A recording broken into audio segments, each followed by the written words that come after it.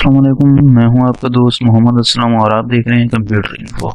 आज का जो हमारा टॉपिक है वो है जॉयस्टिक के बारे में, जिससे आप लोग बहुत खुशी के साथ गेम्स खेलते हो, बहुत खुशी के साथ उसको इसके साथ खेलने से इंजॉय करते हो, एंटरटेनमेंट कर रहे होते हो। ये जो आपके पास जॉयस्टिक है ये कैसे काम करती है, कैसे ये वर्क कर रही होती है, इसको इनपुट डिवाइस क्यों कहा जाता है और आपके पास इसके एडवांटेजेस क्या हैं, डिसएडवांटेजेस क्या हैं, इनको हम तरतीब के साथ डिस्कस करेंगे।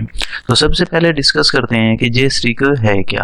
असल में सिंपल आप समझ लें कि जॉयस्टिक हमारे पास एक ऐसी डिवाइस है, इनपुट डिवाइस है, और वो यूज की जाती है कंट्रोलिंग के लिए, मींस कि किसी भी चीज़ की मूवमेंट को कंट्रोल करना। और ज़्यादातर इसको यूज़ किया जाता है गेम्स के अंदर। गेम्स के अंदर जितनी भी कंट्रोलिंग हो रही होती है, चाहे आप उसके अंदर कोई एक्शंस गेम्स है या आपके पास कोई रेसिंग गेम्स है, तो उसके लिए आप इसको यूज़ करते हो क्योंकि आपको ये पसंद होती है। सिर्फ ये स्पेशली डिज़ाइन की गई है गेम्स के लिए। तो चलें इसको डिस्कस करते हैं कि हमारे पास ये जॉयस्टिक है क्या और कैसे वर्क करती है। ये जो आपको एक डायग्राम नजर आ रहा है छोटा सा, ये एक जॉयस्टिक का डायग्राम है। मींस के जॉयस्टिक का जो स्ट्रक्चर है वो इस तरह की कुछ होती है। अब देखते हैं कि जॉयस्टिक है क्या। ये joystick is an input device कि हमारे पास क्या है, ये इनपुट डिवाइस है। जैसे कि आप लोग कीबोर्ड देखते हो, जैसे कि आप लोग माउस देखते हो, जैसे कि आप लोग स्कैनर देखते हो। इससे हम कंप्यूटर में कोई कमांड्स इंटर करते हैं, उसको हम क्या कहते हैं, इनपुट डिवाइसेस। ये भी सेम इनपुट डिवाइस ही है that can be used for the controlling.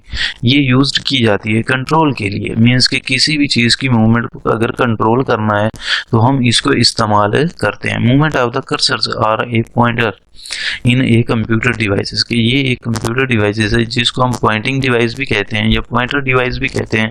इसका एक कर्सर होता है जिससे ये मूविंग करती है, और इसकी जितनी भी मूवमेंट हो रही होती है किसी भी ऑब्जेक्ट की, तो उसको कंट्रोल करना इस जॉयस्टिक का काम होता है। The pointers cursors movements is controlled कि इससे पॉइंटर्स और या कर्सर्स को कंट्रोल किया जाता है, उसकी जो मूवमेंट होती है उसको कंट्रोल किया जाता है by maneuverings a levers on the joystick. कि इसका जॉयस्टिक का जो लीवर्स है इसके जरिए हम इसको क्या करते हैं, कंट्रोल करते हैं। ये जो आपको नजर आ रहा है इसकी मूविंग्स, ये जो अलग आपको बटन नजर आ रहे हैं, हर एक बटन का अलग-अलग वर्क है, अलग-अलग काम है। कोई फायर के लिए यूज़ किया जाता है, कोई किस चीज़ के लिए यूज़ किया जाता है, कोई किस चीज़ के लिए यूज़ किया जाता है। तो असल में मूविंग हमारी क्या कर रही होती है, ये जो आपको नज़र आ रही है ये मूविंग कर रही होती है। उसके बाद the input device is the mostly used for the gamings applications कि ये तकरीबन आपके पास मोस्टली गेम के लिए ही इस्तेमाल की जाती है। गेम्स खेलने के लिए ही इसको स्पेशली बनाया गया है, गेम ही इसके साथ खेली जाती हैं। And the sometimes in the graphic applications की कभी कभार इससे क्या बनाए जाते हैं, ग्राफिक को भी डिज़ाइन किया जाता है, जो इंजीनियर्स इसके अंदर काम करते हैं। कभी कभार, ये नहीं है कि अमूमन इसको जो डिज़ाइन किया गया है, सिंपली जो मार्केट के अंदर जॉयस्टिक अवेलेबल होती है वो आपके पास गेम्स के लिए ही है और किसी चीज़ के लिए नहीं है। फिर उसके बाद इसके कुछ एडवांटेजेस देखते हैं कि कुछ फायदे क्या हैं इसके।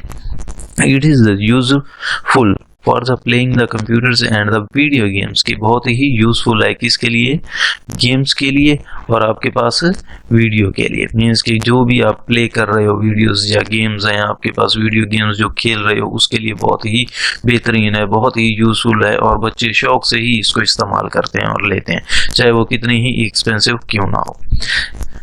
दूसरी है आपके पास, it is very easy to use by the beginners की बहुत ही इजी है बिगिनर्स के लिए, जो सीखने वाले बच्चे होते हैं या जो सीख रहे होते हैं बच्चे, उनके लिए बहुत ही यूज़फुल है, बेहतरीन चीज़ है, बेहतरीन डिवाइस है। It is a very fast interface कि ये आपको बहुत ही तेज़ इंटरफेस प्रोवाइड करती है। मीन्स के मूवमेंट जो होती है वो बहुत ही तेज़ी के साथ आप कर सकते हो इस डिवाइस की मदद से। It is easier to navigates कि ये क्या करती है कि आसानी के साथ आपको हर चीज़ दिखा रही होती है, बता रही होती है। The controls in an 3D 3 डायमेंशनल्स कि इसका जो कंट्रोल होता है वो 3 डायमेंशन होता है। मीन्स कि आपके पास 3 डायमेंशंस के अंदर काम कर रही होती है, एक्स एक्सिस के अंदर, वाई एक्सिस के अंदर और जेड एक्सिस के अंदर ये वर्क कर रही होती है। इसके 3 डायमेंशनल्स होते हैं जिनके अंदर ये कंट्रोल कर रही होती है हर एक गेम्स के ऑब्जेक्ट को। The provides the first instructions as the required in the most games, कि आपके पास जितने भी तकरीबन मोस्ट गेम्स होती हैं जिनका जो कनेक्शंस बनाया जाता है, and hence used in the games such as the racings और the flying styles ETC. Flying styles की रेसिंग की गेम्स हो गई, या आपके पास फ्लाइंग की गेम्स हो गई, रेसिंग की गेम्स हो गई, एक्शंस गेम हो गई, तकरीबन उसके अंदर इसको इस्तेमाल किया जाता है। अब लाजमी बात है, एक चीज़ के यूज़फुल इफ़ेक्ट्स हैं तो उसके कुछ हार्मफुल इफ़ेक्ट्स भी होते हैं, उनको भी हम डिस्कस करते हैं कि जो कुछ हमारे पास क्या है, इसके जो डिसएडवांटेजेस हैं वो क्या है। It is difficult to control, के बहुत ही मुश्किल है इसको कंट्रोल करना किसी भी ऑब्जेक्ट को। The screen the on the screen pointers compares to mouse, के अगर माउस के साथ इसको कंपेयर किया जाए तो ये बहुत ही डिफ़िकल्ट है इसको कंट्रोल करना, इसको हैंडल करना, इसको मैनेज करना। ये वही कर सकते हैं जो ज़्यादातर शौकीन होते हैं गेम्स खेलने के, वो हर हद तक जा सकते हैं, इनके बारे में कुछ नहीं कह सकते। सम पीपल से finds it the more the difficult to controls then the mouse, के मॉस से सम कुछ लोग हैं जैसे कि मेरे जैसे लोग हैं तो वो जीएसटी को कभी यूज़ नहीं करते, तो वो जब इसके में काम करेंगे तो वो बहुत ही मुश्किल से इसको कंट्रोल करेंगे। लेकिन जो गेम्स खेलने वाले हैं वो ईजिली इसको कंट्रोल कर लेते हैं। कुछ लोग हैं जो इसमें काम नहीं कर सकते। Movement index in the planes different froms the screens, कि आपके पास इसकी जो मूवमेंट्स है वो प्लेन्स के तहत डिफरेंट फॉर्म्स में स्क्रीन पर शो होती है आपके पास। They are the not the robust and can break it if too much force is applied on them, कि अगर आप इसके ऊपर बहुत ज़्यादा फोर्स लगाते हैं तो ये डैमेज हो जाती है, टूट जाती है, आपके पास ख़राब हो जाती है, या आपके पास काम करना छोड़ देती है। जब आप एक्स्ट्रा इस पर कोई भी बोझ डालते हो, या आप इस पर ज़ोर लगाते हो, या इसको आप फेंकते हो या तोड़ते हो, जो भी करते हो, ये आपके पास काम करना, वर्किंग करना छोड़ देती है।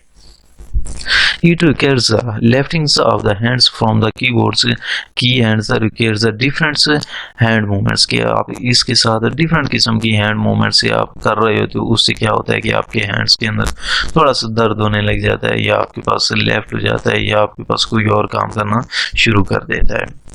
आपका जो हैंड है वो नॉर्मली वर्किंग करना नहीं करता, मीन्स कि आप एक चीज़ के आदी हो जाते हो।